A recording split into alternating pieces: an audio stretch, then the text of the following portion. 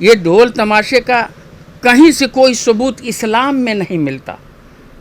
کسی تابعی نے کیا ہو, کسی تبع تابعی نے کیا ہو, اولیاء کرام نے کیا ہو, بزرگان دین نے کیا ہو, غوث و خواجہ نے کیا ہو, ایسا کوئی مثال نہیں ملتی. سب سے پہلے تعزیہ کس نے کیا؟ جب ایران کا ایک بادشاہ یہاں آیا, اس نے سب سے پہلے تعزیہ داری کا ایک نمونہ پیش کیا, تعزیہ بنوایا. چونکہ اس کو وہاں جانے میں وقت نہیں تھا, نہ اس کے پاس اتنی فرصت تھی, تو تعزیہ کیا. تو وہ چونکہ ماتم کیا کرتے ہیں. آپ جو کہہ رہے ہیں کہ تعزیہ کا جو اہتمام جو ہے کوئی ثبوت اسلام کے اندر نہیں ہے, یہ پہلی بار ایران کے ایک بادشاہ جب ہندوستان میں آیا تو اس وقت بنایا گیا تھا, لیکن وہ ایک پرمپرا کے روپ میں لوگ آج تک اس کو نبھا رہے ہیں, لیکن اس کا دین سے کوئی تعلق نہیں. کوئی لگاؤ نہیں, دین سے اس کا کوئی لگاؤ نہیں. اگر آپ کو اس کی اہمیت سمجھنی ہے تو کثرت سے روزے رکھیں, نوافل پڑھیں, ذکر و اذکار کریں, ورد و وظائف کریں, امام حسین کی مجلس کریں, ان کے یاد کو تازہ کریں, فقراء اور غربا کو کھانے کھلاویں, سبیل تقسیم کریں, پیاسوں کو پانی پلاویں, شربت پلاویں, ان کے نام پر خیرات کریں, ان کے نام پر سبیل لٹائیں. یہ محبت ہوگی. لیکن یہ ڈھول باجے تاشے نگاڑے, یہ ناچ, یہ ڈی جے, یہ سب بدعت اور ناجائز ہیں. اس کا اسلام میں کوئی ثبوت اور شہادت نہیں ہے. اس لیے مسلمانوں کو چاہیے کہ ان تمام لغویات, خرافات, بیہودے حرکات سے اپنے آپ کو بچاویں. نہ خود تماشا بنیں, نہ اپنے بال بچوں کو تماشا دکھانے کے لیے لے جائیں. اس لیے کہ یہ تمام چیزیں شریعت کی طرف سے ممنوع ہیں, کوئی گنجائش نہیں ہے. لیکن پتہ نہیں آج کے مسلمانوں کو کیا ہو گیا ہے کہ اس کو اہم اور ضروری سمجھتے ہوئے اس میں بڑھ چڑھ کر حصہ لیتے ہیں, جس سے نہ ان کو کوئی دنیاوی فائدہ ہونے والا ہے, نہ اخروی فائدہ ہونے والا ہے. اللہ تعالیٰ مسلمانوں کو راہ راست پر چلنے کی توفیق رفیق دے, اور امام حسین کی عظمت اور جناب محمد رسول اللہ صلی اللہ علیہ وسلم کے دیے ہوئے شریعت پر چلنے کی توفیق رفیق عنایت فرمائے. بہت سارے لوگوں کو یہ اس موقع سے دیکھا جاتا ہے, جیسے خاص طور سے ضلع بھر میں کئی جگہ اس طرح کی چیزیں دیکھنے کو ملتی ہیں, اور خاص طور سے خدا نگر جو محلہ ہے, موتیہاری کا سب سے بڑا محلہ, وہاں بھی دیکھا جاتا ہے کہ ایک باضابطہ ایک جگہ ہے جس کو لوگ طواف کرتے ہیں. وہاں پہ مٹی کے پتلے بھی بنائے جاتے ہیں, اور طرح طرح کے ایسی چیزیں دیکھنے کو ملتی ہیں جو عام طور سے مسلمانوں کو کرتے ہوئے نہیں دیکھا جاتا. ایسا ہے کہ اللہ تعالیٰ نے پہلے ہی خبر کر دیا تھا اپنے محبوب کو کہ یہ حسین شہید کیے جائیں گے. آپ نے کربلا سے تھوڑی مٹی منگائی اور اپنے عزیز بیوی سلمہ کو, چونکہ عمر میں سب سے کم تھیں, ان کو دے دیا. کہا کہ سلمہ اس مٹی کو رکھ دینا, جس روز یہ مٹی سرخ ہو جائے گی سمجھ لینا کہ میرا حسین شہید کر دیا. آپ نے اس مٹی کو رکھ دیا. ایک زمانہ گزرنے کے بعد آپ نے جب اس مٹی کی طرف نگاہ دیکھا, ڈالا, تو دیکھا کہ وہ مٹی سرخ ہو چکی تھی, خون بن چکا تھا. حضرت سلمہ نے کہا کہ میں سمجھ گئی کہ اللہ کے رسول نے جو ہمیں پیشن گوئی کی تھی وہ دن پورا ہو گیا, آج امام حسین شہید کر دیے گئے. اب جاہلوں کے اندر یہ ذہن ہے کہ ہم مٹی لے آ کے وہاں رکھ دیں گے. تصور وہی ہے, اللہ کے رسول نے مٹی منگا کر حضرت سلمہ ام سلمہ کو دیا تھا. لوگ یہ سمجھتے ہیں کہ یہاں کی مٹی لے آ کر رکھ دیں گے, مشابہت دیتے ہیں. یہ سب جہالت کی بات ہے, اس لیے اس جہالت سے بچنا چاہیے.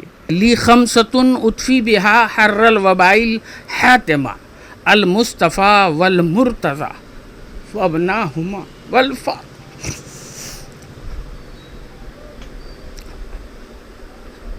اللہ کے رسول نے اپنے نواسوں کی عظمت جو بیان کی وہ اپنے آپ میں ایک مثال ہے, اور جب یہ وقت آتا ہے تو ہر ایمان والے کی روح کانپ جاتی کہ وہ کیسا وقت رہا ہو, وہ کیسا دل خراش منظر تھا.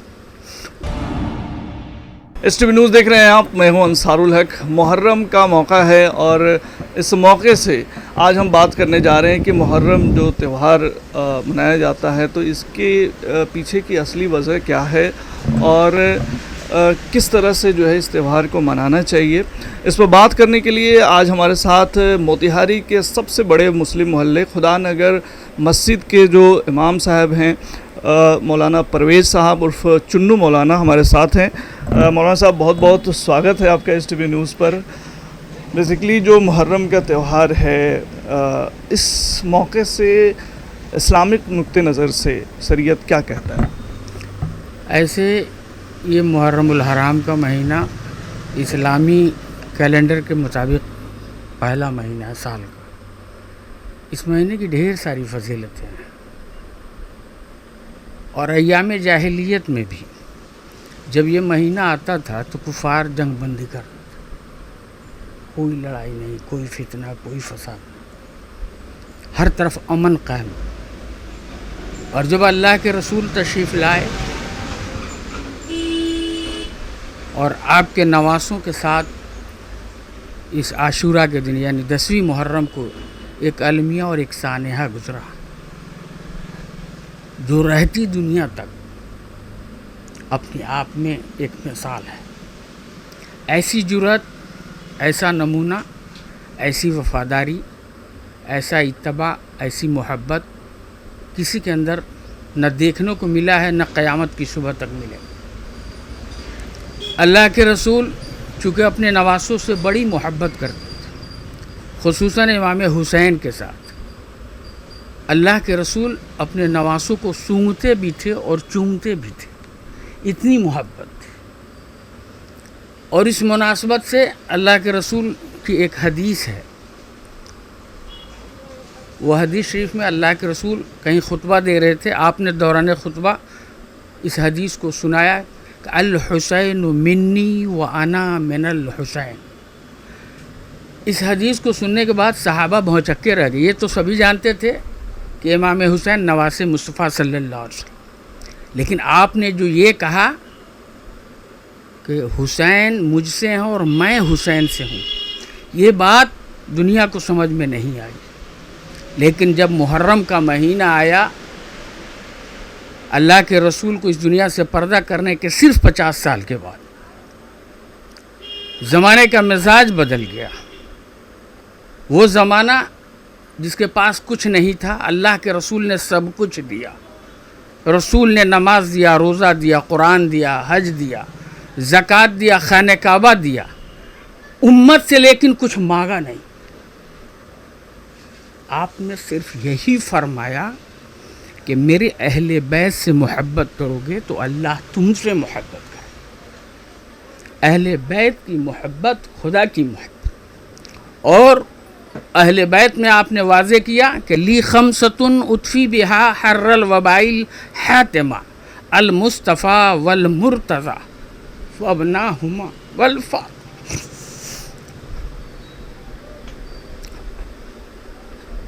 اللہ کے رسول نے اپنے نواسوں کی عظمت جو بیان کی وہ اپنے آپ میں ایک مثال ہے. اور جب یہ وقت آتا ہے تو ہر ایمان والے کی روح کانپ جاتی کہ وہ کیسا وقت رہا ہو، وہ کیسا دل خراش منظر تھا، وہ کتنے سخت لوگ ہو گئے، ان کے مزاجیں کیسے بدل گئیں، ان کی طبیعت میں اس طرح کی باتیں کیسے پیدا ہو گئیں. سوچ کر انسان کی عقل حیران ہو جاتی. اور امام حسین نے جو کارنامہ انجام دیا، رہتی دنیا تک وہ اپنے آپ میں ایک مثال ہے. ایسی جرأت دنیا دکھلا نہیں سکے گی.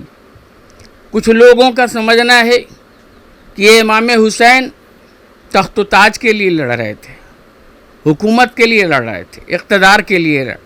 لیکن سچائی یہ ہے کہ جنگ کرنے والا جب جنگ کرنے چلتا ہے تو جنگ میں ہتھیار لے کر چلتا ہے، لاہو لشکر اور سپاہ لے کر چلتا ہے. لیکن یہ امام حسین اپنے معصوم بچوں کو لے کے جا رہے ہیں. یہ دنیا کو ایک پیغام ہے، اے دنیا والو، یہ حسین جنگ کے لیے نہیں جا رہے بلکہ اپنے نانا کی دین کی حفاظت کے لیے جا رہے. اور اس حفاظت کے لیے اگر انہیں اپنے جان کی بازی، اپنے خاندان کی بازی، اپنے اہل و عیال کی بازی، سب کچھ لٹانے کی ضرورت ہوگی تو نانا کے دین کو بچانے کے لیے امام حسین کر گزریں گے. اور یہی نمونہ عاشورہ کے دن کربلا کے میدان میں امام حسین نے دنیا کے سامنے پیش کیا. ایسا سجدہ کیا کہ دوسرا سجدہ وہ قیامت میں ہی سر اٹھائیں گے. ایسی بے مثال شخصیت نہ دنیا میں پیدا ہوئی ہے نہ ہوگی. یہ اپنے آپ میں ایک تاریخ ہے. جو عاشورہ سے متعلق ہے. یہ عاشورہ روز اول سے ہی محترم ہے. اللہ تعالیٰ نے جتنے اہم کام کیے، زمین بنایا 10 محرم کو، آسمان کا شامیانہ کھڑا کیا 10 محرم کو، سورج چاند ستاروں کو پیدا کیا 10 محرم کو، حضرت ابراہیم کو نمرود نے آگ میں ڈالا تو محرم کی 10 تاریخ تھی، فرعون کو دریائے نیل میں ڈبویا تو محرم کی 10 تاریخ تھی، حضرت یونس علیہ السلام کی کشتی جودی پہاڑ پر ٹھہری وہ محرم کی 10 تاریخ تھی، اور جب اللہ کے رسول مکہ چھوڑ مدینہ آئے وہ محرم کی 10 تاریخ تھی، اور قیامت بھی ہوگی تو محرم کی 10 تاریخ. یہ تاریخ ہے امام حسین کی، اور یہ عاشورہ کی اہمیت ہے. اب اس عاشورہ کی اہمیت کو مسلمان کس طرح سے انجام دیتے ہیں؟ جی، وہ سب سے بڑا سوال ہے کہ اس دن کی جو اہمیت ہے اس کو موجودہ سمے میں جو مسلمان ہیں وہ کس روپ میں ان کو منانا چاہیے اور وہ کرتے کیا ہیں؟ اللہ کے رسول نے فرمایا جب آپ آئے تو آپ نے دیکھا کہ مدینہ کے یہود روزے سے تھا. آپ نے پوچھا کیا معاملہ ہے؟ کہا آج ہی کے دن فرعون کو اللہ نے نجات دیا تھا، اس لیے ہم شکرانے کی روزہ رکھتے. اللہ کے رسول نے کہا کہ امام سے قریب، نبی سے قریب تو میں ہوں، وہ میرے بھائی ہیں، میں ان سے زیادہ محبت رکھتا ہوں. اس لیے اپنے امت کے لوگوں کو بھی کہا کہ 9ویں اور 10ویں کی روزہ رکھو.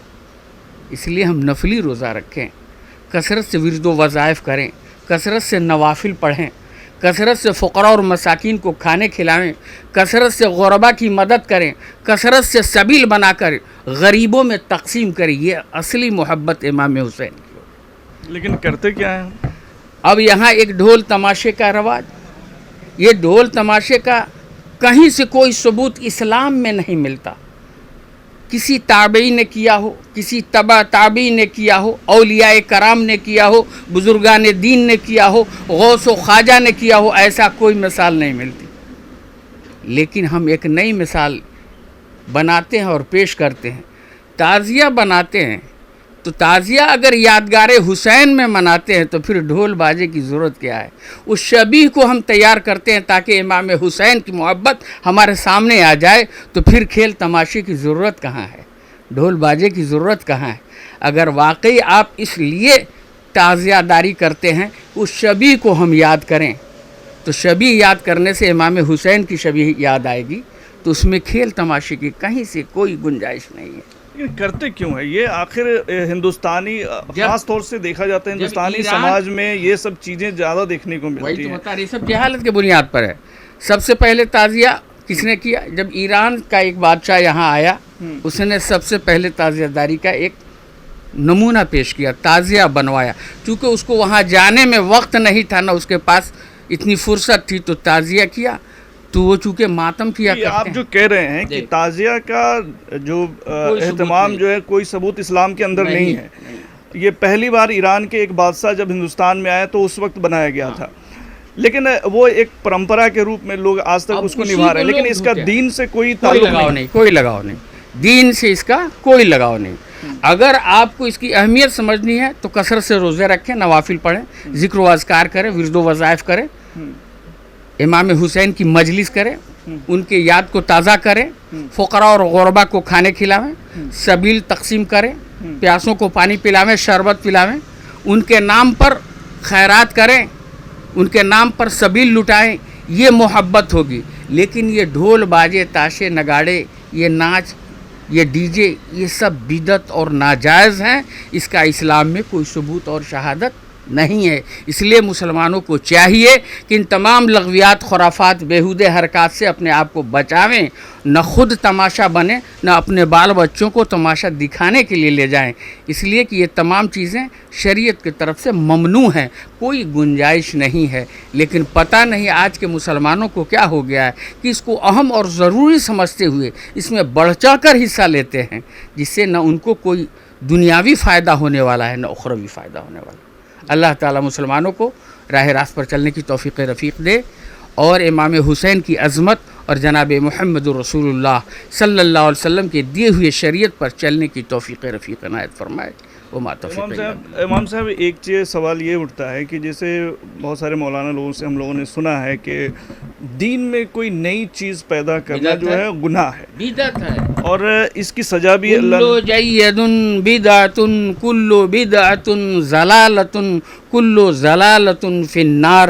ہر نئی چیز کی بنیاد جو آپ پیدا کریں گے وہ بدعت ہے، بدعت گمراہی ہے، اور ہر گمراہی انسان کو جہنم میں پہنچا دے گی، اس لیے اس بدعت سے بچنے کی کوشش کرنی چاہیے۔ جی جیسا کہ آپ دیکھ رہے ہیں کہ مولانا صاحب امام حسین حسن حسین اور ان کی شہادت کو یاد کرتے ہوئے ان کے آنکھوں سے آنسو جاری ہو رہے ہیں اور اس دین کی اہمیت کو یہ بتا رہے ہیں، لیکن آج کا جو مسلمان ہے وہ بے مطلب کی چیزوں میں انوالو ہے، ناچ گاجے باجے اور اس طرح کے جو بھی تعزیہ داری کی بات جیسا مولانا صاحب کہہ رہے ہیں، اس کی اسلام میں کوئی جگہ نہیں ہے۔